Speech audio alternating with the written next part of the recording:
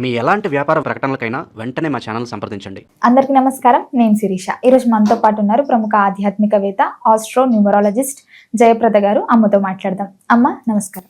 నమస్తే అమ్మ. శ్రీమాత్రే నమః. అమ్మ, చూస్తుండగా 2025 సంవత్సరం అయిపోయింది. నూతన సంవత్సరం 2026 ఆంగ్ల సంవత్సరానికి వచ్చేస్తున్నాం. సో ప్రతి ఒక్కరికి ఉండే ఆశ తమ రాశి వారికి ఎలా ఉండబోతుంది, ఎలాంటి జాగ్రత్తలు తీసుకోవాలని. సో ముఖ్యంగా కన్యా రాశి వారికి ఈ ఇయర్ మొత్తం ఎలా ఉంటుందంటారు, ఎలాంటి జాగ్రత్తలు తీసుకోవచ్చు అంటారు? తప్పకుండా అన్న. కాకపోతే ఏంటంటే ఎప్పుడు కొన రాశి ఫలితాలు ఎప్పుడు కొన మనం తెలుసుకోవాల్సింది ఉగాదికి. ఉగాది నుంచి మనం తెలుసుకుంటే ఏ విషయమైనా ఆ ఉగాది రోజు ఏ విషయం చెడు ఉన్నా మంచి విన్నా కానీ ఆ రోజు మనం ఉగాది పచ్చడి తింటాం కదా, అది తినడంలో మనకి ఒకవేళ ఈ సంవత్సరం చెడు జరుగుతుంది అనుకోండి, చేదు వస్తుంది నోట్లోకి, అప్పుడే వస్తుంది. ఆ చేదు అబ్బా అనిపిస్తుంది, తగ్గిపోతుంది. ఆ సంవత్సరం అంతా చాలా సింపుల్గా వెళ్ళిపోతుంది మన లైఫ్. అలాంటి సిచ్యువేషన్స్ మనకి ఎప్పుడు కొన్నా ఉగాది నుంచి వస్తున్నాడు. సో సంవత్సర ఫలితాలు అనేది ఎప్పుడు కూడా ఉగాదిని తెలుసుకోవాలి. అయితే ఆంగ్ల సంవత్సరం మనం అందరం జరుపుకుంటున్నాం కనుక ఇది జనవరి 1 వేడుకలు చేసుకుని అక్కడి సంవత్సరం మారిపోతుంది, ఇది ఇంగ్లీష్ క్యాలెండర్ ప్రకారంగా మారుతుంది కానీ తెలుసుకుంటానికి అడుగుతున్నారు. అయితే ఇక్కడ మనం చెప్పుకోవాల్సిన విషయాలంటే కాందేయ ఫలాలు కానీ, ఈ మిగతా ఆదాయం కానీ, వ్యయం కానీ ఇవన్నీ చెప్పుకోం. ఓన్లీ సంవత్సరం ఎలా ఉంటుంది అంటే నెంబర్స్ వైజ్గా చూసుకుంటే మనం ఈ సంవత్సరం 2026 అంటే 2 + 26 అంటే మొత్తం కలిపితే వచ్చిన నెంబర్ 1. అంటే 10 0 తీసేస్తే 1. కొంతమంది 26ని కలుపుకుంటారు 8 నెంబర్ని. సో 8 అంటే 1 and 8 కాంబినేషన్. ఇలా కాంబినేషన్స్ చూసుకుంటే ఏముంటుందంటే ఈ సంవత్సరం వీళ్ళకి ఎలా ఉంటుంది అందరికీ అంటే కొంతవరకు బాగా కష్టపడి పనిచేసే వాళ్ళందరికీ బాగుంటుంది. కాస్త ఇబ్బంది అంటే ఏంటంటే పని తప్పించుకునే వాళ్ళు ఉంటారు కదా, ఏదో ఒక జాక్పాట్ కొడదాం, లాటరీ వస్తుంది, ఈజీ వేలో మనీ సంపాదించాలి అనుకునే వాళ్ళకి కష్టంగా ఉంటుంది, చాలా టఫ్గా ఉంటుంది అనమాట. ఎందుకంటే 26 అనేది 8 నెంబర్ కదా. సో 8 నెంబర్కి అధిపతి ఎవరు మనకి? శనేశ్వరుడు. శనేశ్వరుడు అంటే కర్మాధిపతి అయినా.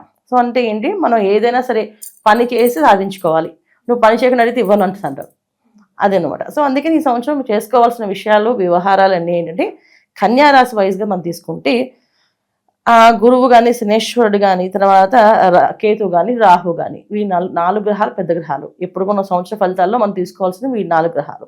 ఈ 4 గ్రహాల్లో మార్పు అనేది ఏం లేవు, ప్రస్తుతం అలాగే ఉంది. గురువు అతిచారంతో కర్కాటక రాశిలో ఉన్నారు.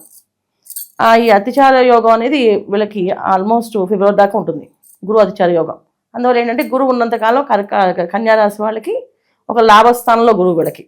అందువల్ల ఏంటి, ఏ పని చేసినా లాభంలోకి వచ్చే అవకాశం ఎక్కువగా కనిపిస్తుంది. అంటే ఏంటి, బాగుందని అర్థం. సో బాగుంది.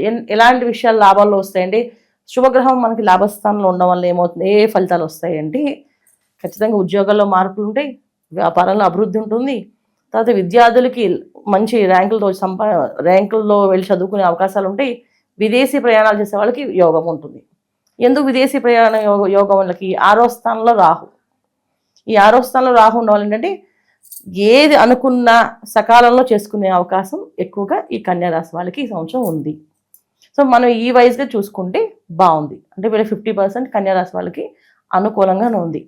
అయితే ఇక 7వ స్థానంలో శనేశ్వరుడు కొంచెం ఇబ్బంది పెట్టే అవకాశం ఉంటుంది. ఎటువంటి ఇబ్బందులు అంటే వివాహ ప్రయత్నాలు చేసినప్పుడు కాస్త ఆలోచించి మంచి వాళ్ళు అన్ని విషయాలు ఎంక్వైరీలు చేసుకొని తొందరపడకుండా చూసుకొని చేసుకోవాలి. అలాగే కొత్తగా వ్యాపారాలు ప్రారంభం చేసేవాళ్ళు ఎటువంటి వ్యాపారం ప్రారంభం చేస్తున్నాం అనేది చూసుకోవాలి. ఏంటంటే ఇప్పుడు స్టాక్ మార్కెట్ అని, షేర్ మార్కెట్ అని ఇలాంటి మార్కెట్స్లో బిజినెస్ చేద్దాం అనుకుంటే దాన్ని ఈ సంవత్సరం పెట్టుబడి పెట్టడం ప్రారంభం చేయడం కానీ చేయకుండా మిగతా ఏ వ్యాపారాలు చేసినా బాగానే ఉంటుంది.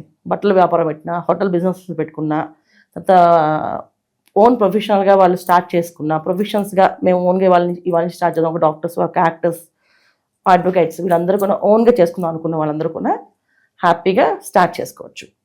కాబట్టి ఈ షేర్ మార్కెట్ అనేది మాత్రం కాస్త వీళ్ళు ఆలోచించి అడుగు వేయాలి. ఏదైనా సరే ఒక రకమైన అంటే మన నైట్ సంబంధించి కొన్ని వ్యాపారాలు బయట వాళ్ళు చెప్పుకోవడానికి బాగుండవు. అలాంటి వ్యాపారాలు చేసే వాళ్ళందరూ కూడా జాగ్రత్తగా ఉండాలి ఈ సంవత్సరం కన్యా రాశి వాళ్ళు. అలాంటి వ్యాపారాలు చేసిన వాళ్ళకి కాస్తంత ఇబ్బందులు ఉన్నాయి, కష్టాలు ఉన్నాయి. ఎందుకంటే ఇక్కడ 6వ స్థానంలో రాహు ఉన్నప్పటికీ కూడా వీళ్ళకి శత్రువుని జయించే శక్తి ఉంటుంది. కానీ ఒక్కొక్కసారి ఏంటంటే చేసే పనులు, అధర్మ పనులు ఎవరైనా చేస్తే మాత్రం చాలా కష్టపడే అవకాశం ఉంది, జైలుకి వెళ్ళే అవకాశాలు ఉన్నాయి, పోలీసులతో గొడవలు ఉన్నాయి, కోర్టు వ్యవహారాలు చుట్టూ తిరిగే అవకాశాలు ఉన్నాయి, మామూలు కష్టాలు కాదు, చాలా చాలా ఇబ్బంది పడే అవకాశాలు ఎక్కువగా ఉన్నాయి. అందువల్ల మనకి కన్యారాశి వాళ్ళకి 50% బాగుంది, 50% బాధని చెప్పాం. అమ్మ ముఖ్యంగా కన్యారాశి అంటున్నాం కాబట్టి కన్యారాశిలో స్త్రీలు ఉంటారు, పురుషులు ఉంటారు. సో స్త్రీలకు ఎలా ఉంది, ముఖ్యంగా పురుషులకు ఎలా ఉంది? స్త్రీలకు చాలా యోగంగా ఉంటుంది. ఎందుకంటే వాళ్ళకి లాభస్థానంలో గురువు, 6వ స్థానంలో రాహు, తర్వాత సప్తమ స్థానంలో శనేశ్వరుడు వల్ల వివాహ ప్రయత్నాలు ఉన్న వాళ్ళు వివాహాలు అయ్యే అవకాశం ఉంది. మంచి అత్తగారింటికి వెళ్ళే వాళ్ళు, నాలెడ్జబుల్ పర్సన్స్ వచ్చే అవకాశము. తర్వాత వ్యాపారాలు మొదలు పెట్టే వాళ్ళు, చిన్న చిన్న వ్యాపారాలు ఎవరైతే లేడీస్ చేద్దాం అనుకుంటారో, ఇంట్లో ఉండి మేము యూట్యూబ్ ఛానల్ స్టార్ట్ చేద్దాం అనుకున్నాం, అలా అనుకునే వాళ్ళకు చాలా యోగంగా కనిపిస్తుంది. ప్లస్ స్త్రీలకి ముఖ్యంగా చాలా యోగ్యంగా కనిపిస్తుంది. పురుషులకి మాత్రం కాస్తంతే అది ఏంటి, వాళ్ళ పర్సనల్ జాతకాన్ని చూపించుకొని మేము ఈ సంవత్సరం ఈ వ్యాపారం చేద్దాం అనుకోండి, ఈ వ్యాపారం సంబంధించిన ఇబ్బంది ఏమి లేకుండా ఉందా మాకు అని జాతకాన్ని చూపించుకుంటే, ఒకవేళ జాతకంలో యోగం ఉంటే బాగుంటుంది. ఎందుకంటే మనం చెప్పేది ఎప్పుడు కూడా గోచారంలో ఉండే ఫలితాలు. ఈ గోచారం అనేది ఏంటంటే మొత్తం అందరికి వస్తుంది. కన్యారాశి అని అనుకునే వాళ్ళందరికీ ఈ గోచార ఫలితం వస్తుంది. కొంతమంది నామంతో కన్యారాశి తీసుకుంటారు, నక్షత్రం వయసు కన్యారాశి తీసుకుంటారు. సో నామం వయసు తీసుకున్న వాళ్ళకి, తర్వాత నక్షత్రం వయసు తీసుకున్న వాళ్ళకి కన్యారాశి ఫలితాలు.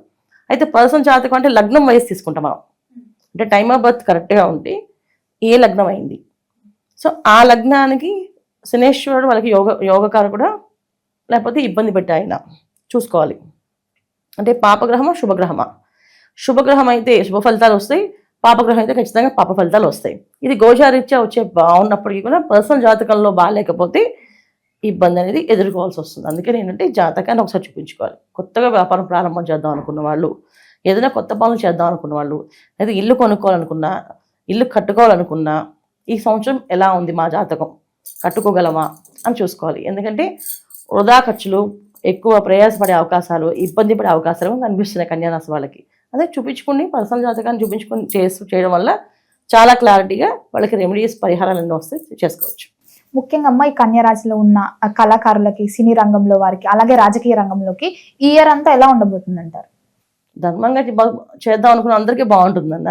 ఇందాక మీకు ఫస్ట్ చెప్పాను ధర్మ మార్గం. ఎందుకంటే 26 అనేది మనకి 8వ నెంబర్ కింద వస్తుంది. సో 8వ నెంబరు, అలాగే మొత్తం కలిపితే కూడా 1వ నెంబర్ కింద వస్తుంది. అంటే 1వ నెంబర్ సూర్యుడు అధిపతి, 8వ నెంబర్కి శనేశ్వరుడు అధిపతి. ఇద్దరు కూడా ఏంటంటే ధర్మానికి పరిపాలన వాళ్ళు. అంటే ధర్మ పరిపాలన ఎవరైతే ధర్మంగా నేను నా దేశం కోసం చేద్దాం అనుకున్న వాళ్ళకి, ఇది నా దేశానికి నేను ఏదైనా సేవ చేయాలనుకున్న వాళ్ళకి ఖచ్చితంగా పేరు ప్రఖ్యాతులు వస్తాయి. దేశాన్ని దోచుకుందాం అనుకునే వాళ్ళు మాత్రం ఖచ్చితంగా కటకడాలకే వెళ్ళే అవకాశం ఉంది. ఇది కన్యారాశి వాళ్ళకి ఈ సంవత్సరంలో వచ్చే ఫలితాలు. ముఖ్యంగా రైతులకు ఎలా ఉండబోతుంది అంటారు ఈ ఇయర్ మొత్తం? అవి మనం ఉగాదిని చెప్పుకుందాం. ఎందుకంటే ఉగాదికి రైతులకి సంబంధించిన వర్ష ఫలితాలు, తర్వాత కాందేయ ఫలాలు చూస్తాం కదా, అప్పుడు మనం చెప్పుకోవచ్చు. ఇప్పుడైతే ఏంటంటే గురువు అతిచారంలో ఉన్నారు కనుక ఏది జరిగినా అతిచారంగా జరుగుతుంది. ఒకవేళ వర్షం పడవచ్చు అండ్ పడకపోవచ్చు. మంచి విత్తనాలు వేసి వర్షం కావాలనుకునే వాళ్ళు పాపం వర్షాలు ఉండవు, లేదు వర్షం కావాలి, వర్షం అక్కర్లేదు, బాగుండి ఇలా ఉంటే బాగుంటుంది అనుకుని వర్షం పడి మొత్తం మునిగిపోయే అవకాశం ఉంటుంది. అందుకేనంటే మనం అవి ఉగాది ఫలితాల్లో కొన్ని విషయాలు తెలుసుకోవచ్చు. ఇది మా ఆంగ్ల సంవత్సరం ఫలితాలు ఏంటంటే జనవరి నుంచి డిసెంబర్ దాకా ఉండే మాస ఫలితాలు. మన ఉగాది వరకు కుజుడు పరిపాలన కనుక మనకి ఇక్కడ విశ్వవసునామ సంవత్సరం కదా, ఈ విశ్వవసునామ సంవత్సరం యొక్క ఫలితాలు మనకి ఉగాది వరకు ఉంటాయి. సో ఈ ఫలితాల్లో ఖచ్చితంగా వర్షాలు అధికంగా ఉన్నాయి ఈ సంవత్సరం. అందువల్ల మనం ఏంటంటే రైతులకైనా ఎవరికైనా సరే వాళ్ళ పర్సనల్ జాతకం మొత్తం బాగుందనేది చూసుకోవాలి. ఈ విధంగా చేసుకోవాలమ్మా. అమ్మ ఓవరాల్గా ఈ 2026లో ఇంకా బాగుండాలంటే ఏ దైవాన్ని పూజించమంటారు, ఎలాంటి సులువైన పరిహారాలు చేసుకోవచ్చు అంటారు? కన్యారాశి వాళ్ళు విష్ణు సహస్రనామ పారాయణ ఎప్పుడు రోజు చేయాలి నిరంతరము, లేదా విష్ణు నామస్మరణ ఖచ్చితంగా చేయాలి. ఓం నమో నారాయణాయ నమః, ఓం నమో భగవతే వాసుదేవాయ నమః అనే మంత్రాన్ని ఎక్కువ స్మరణ చేసుకుంటూ వెళితే అన్ని పనుల్లో విజయం సాధిస్తారు. తిరుపతి క్షేత్రానికి దర్శనానికి వెళ్ళడం, ఇవి చేస్తూ ఉండాలి ప్రతి సంవత్సరం అంతా. అమ్మ ఓవరాల్గా 2026లో కన్యా రాశి వారికి ఎలా ఉండబోతుందో, ఎలాంటి జాగ్రత్తలు తీసుకోవాలో తెలియజేసినందుకు ధన్యవాదాలు. నమస్తే అమ్మా. శ్రీమాత్రే నమః.